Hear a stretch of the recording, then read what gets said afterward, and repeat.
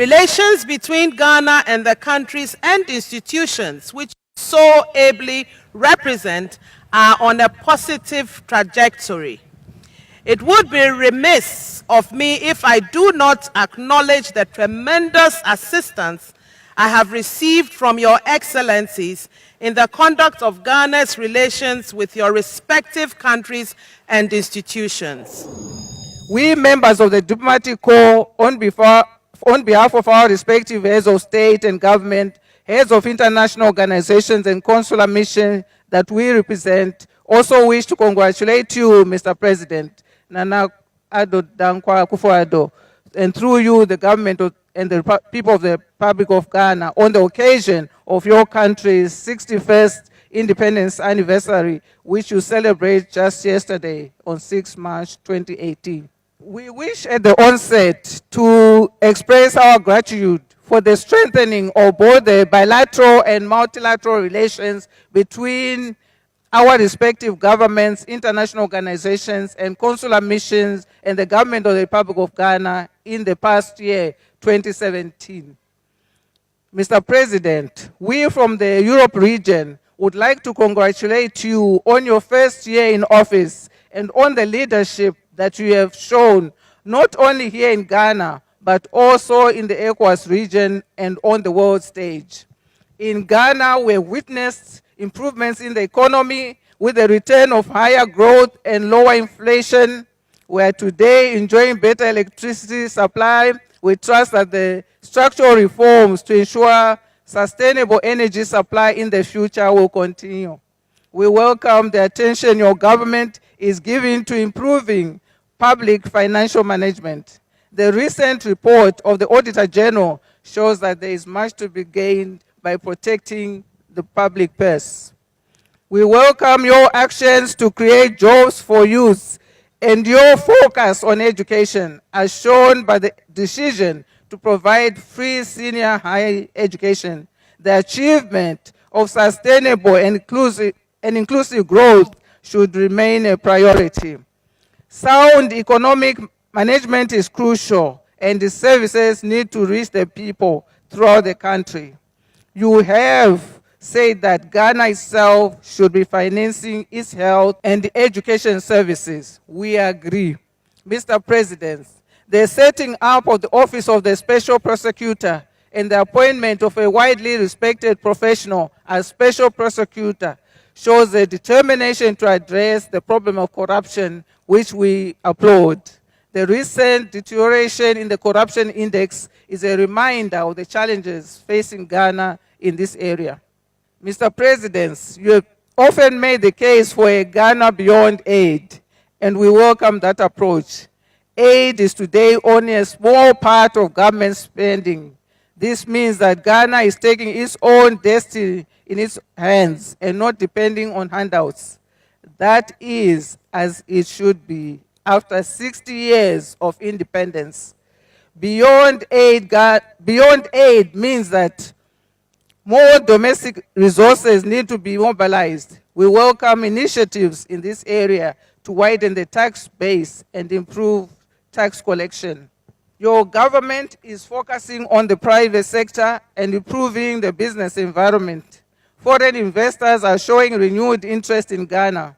It is therefore vital to show that Ghana welcomes serious investors and avoids measures which might deter them from investing here.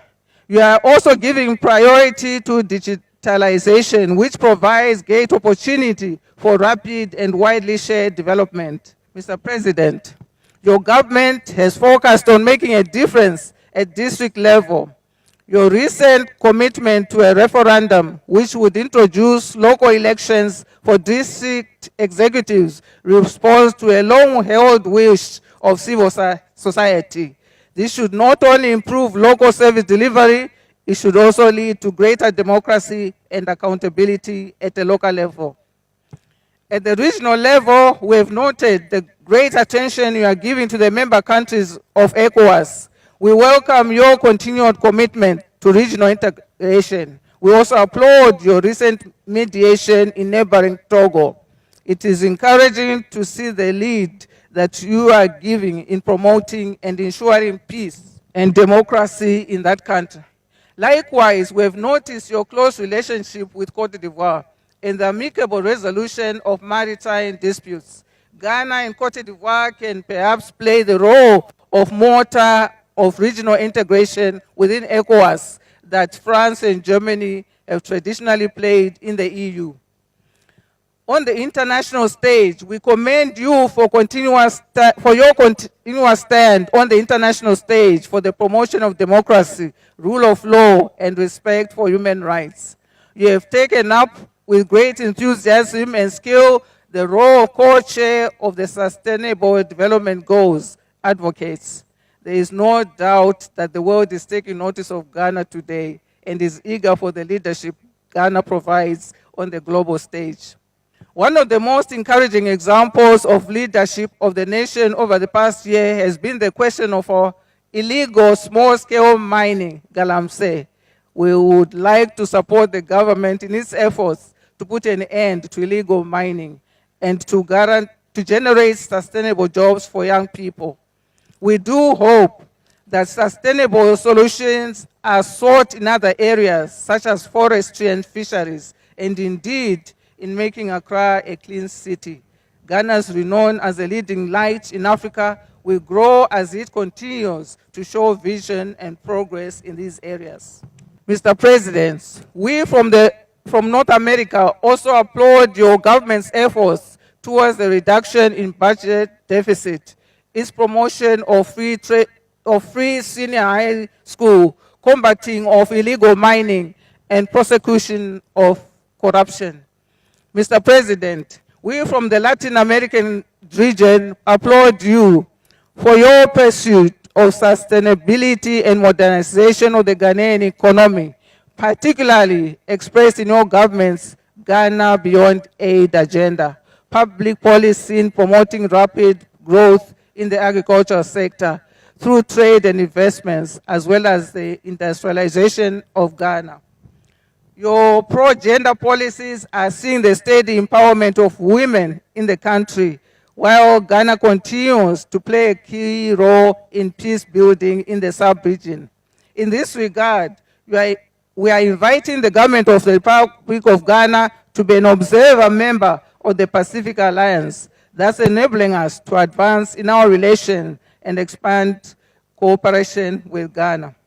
Mr. President, we from the Asia and the Middle East region have noted with pleasure that under your leadership, many flagship policies such as the One Village, One Dam, One District, One Factory, and Planting for Food and Jobs are steadily gaining traction through smooth implementation. We in the Asia and Middle East countries have a long and proud history of friendship and cooperation with Ghana, and we continue to be reliable partners on your way forward.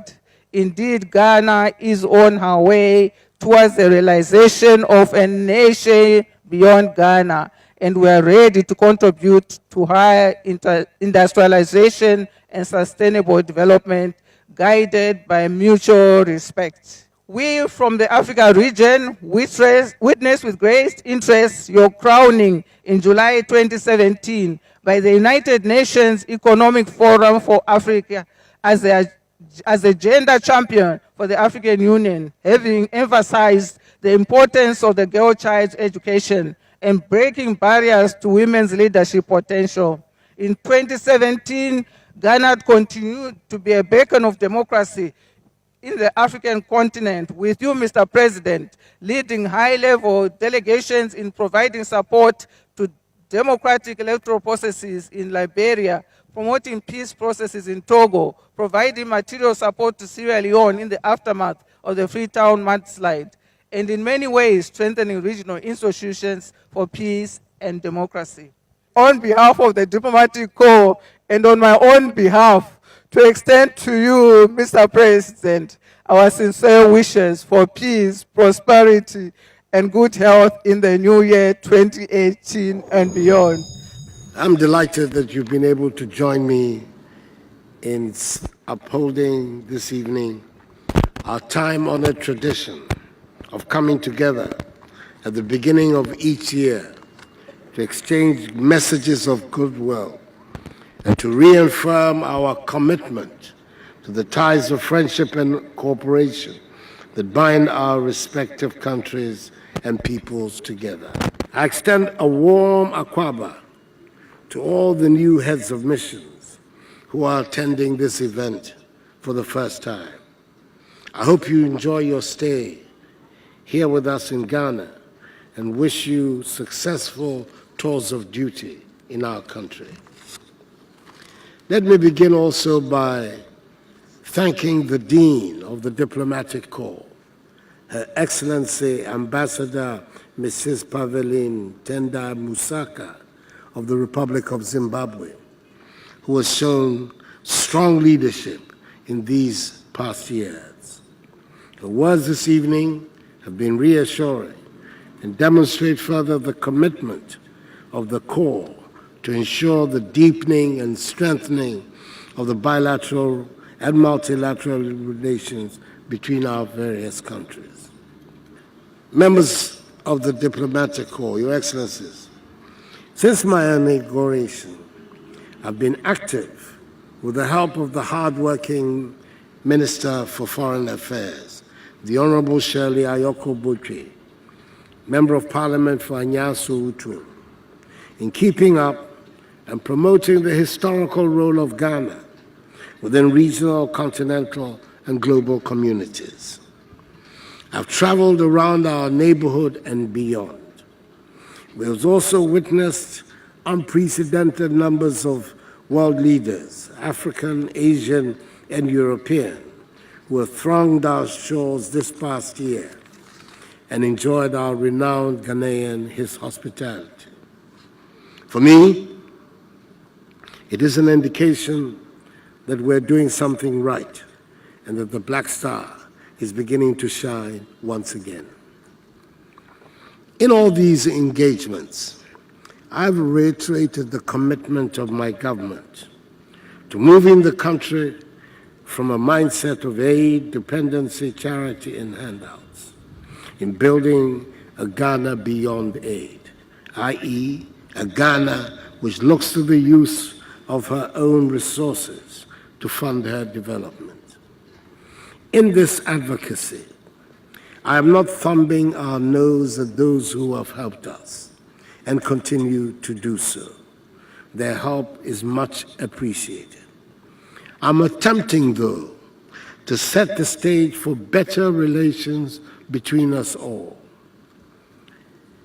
so that the delicate and problematic relation of donor and recipient gives way to a more prosperous and enduring partnership between countries and peoples, which is hinged on the ties of trade and investment. It is the surest route to mutual prosperity. Over the course of the first year in office, we have put in place measures geared towards reviving and growing our economy. Fundamental to this has been the strengthening of our macroeconomy. The prudent and diligent management of the Ghanaian economy has led to more than a doubling of our GDP growth rate, from 3.6% in 2016 to 7.9% at the end of 2017. A decline in interest rates and inflation, the growing stabilization of our currency, the cedi, and a significant reduction in the fiscal deficit inherited, and the spectacular revival of Ghanaian industry. We're doing all of this because we want to build the most business-friendly economy in Africa and thereby engineer the social and economic growth of our country. This is the most effective way we can create wealth for our people and put our country onto the path of progress and prosperity. We're also strengthening the private sector by shifting the focus of our economic policy from taxation to incentivizing production. We've instituted a number of tax cuts and taken specific measures which will lead our country and its economy into the new digital age. These reforms are designed to make Ghana the investment destination of choice in Africa. I'm thus notifying the investment communities in your respective countries to take advantage of the growing business-friendly climate in the country to invest in Ghana. Excellencies, our commitment to regional and continental integration remains firm. With a population of 350 million, which is projected to hit 500 million by 2030, the ECOWAS community has enormous potential for transforming the lives of its citizens by making the region more attractive for trade and foreign direct investments. Likewise, implementation of the Continental Free Trade Area, which hopefully will come into play upon the execution of the treaty for its establishment at the impending AU Extraordinary Summit in Kigali in 2 weeks' time on 21st March, will give us in Africa a great opportunity to prosecute vigorously the agenda of continental integration, not just with words, but with concrete continental projects that will benefit our populations. Ghana will continue to pursue a policy of good neighborliness through meaningful engagement with each and every member state of ECOWAS. We are conscious of our role in ensuring the consolidation of democracy, good governance, and respect for human rights, not only in ECOWAS, but throughout the entire continent of Africa. Additionally, the achievement of global peace and security is the foundation on which our collective survival and progress ultimately depend. This is as true today as it was during the era of the Cold War. Unfortunately, prominent sections of the global community seem to have forgotten about the acute anxieties that prevailed across the world for decades, elicited by the prospects of military confrontation between the nuclear powers. But it is equally important that we pay heed to the issues of climate change, youth unemployment, poverty and social exclusion, and the illicit proliferation of arms that threaten our very existence. The various targets that underpin the 17 United Nations Sustainable Development Goals must be understood from the perspective of the existential threats that we are currently facing, so that we remain focused and committed to achieving meaningful results in the years ahead for humanity as a whole, ushering in a new global civilization that leaves no one behind. On our part, Ghana will continue to extend a hand of friendship and cooperation to all peoples in every corner of the globe. This is consistent with the innate friendly disposition of Ghanaians towards people of all races, creeds, and cultures. It is also a demonstration of our abiding belief in the principles enshrined in the Charter of the United Nations, as well as the Universal Declaration of Human Rights, from which our own Constitution derives much of its substance. We remain committed to the reforms of the global political order. As I indicated at our meeting last year, the inability of the United Nations to undertake the reform of its institutions that will reflect the realities of our times and not the realities of the immediate post-war world represents a manifest injustice against the peoples of Africa. We on this continent are an integral part of the global order, and global institutions should reflect this fact. For a handful of states who emerged as the dominant powers in the world after the Second World War of the 20th century, to continue in the 21st century, to be the sole arbiters of international security, remains to us a structural deficit which the world community should no longer tolerate. Ghana continues to subscribe to the goals of the Eswatini Consensus, which embodies Africa's common position on UN reforms. And I would like to use this occasion to call for the reform of the Security Council to reflect the realities of our time. The reform would enable the Security Council to enhance its capacity to be an effective instrument for the maintenance of international peace and security in this new post-war, post-Cold War world. Ghana's commitment to the values of democracy, respect for human rights, and the rule of law will continue to shape our foreign policy. I would hereby renew the commitment to Ghana's continued collaboration with your respective countries and international organizations in order to advance further our common pursuit of greater cooperation and to deepen and strengthen our ties of friendship. As we celebrate this new year which the Almighty has blessed us up with, let us pause to reflect on the lessons of history and the wisdom bequeathed to us by those who sacrificed their lives for the freedoms and prosperity we enjoy today. I wish you and your families a very happy and prosperous new year. May God bless us all. Thank you very much.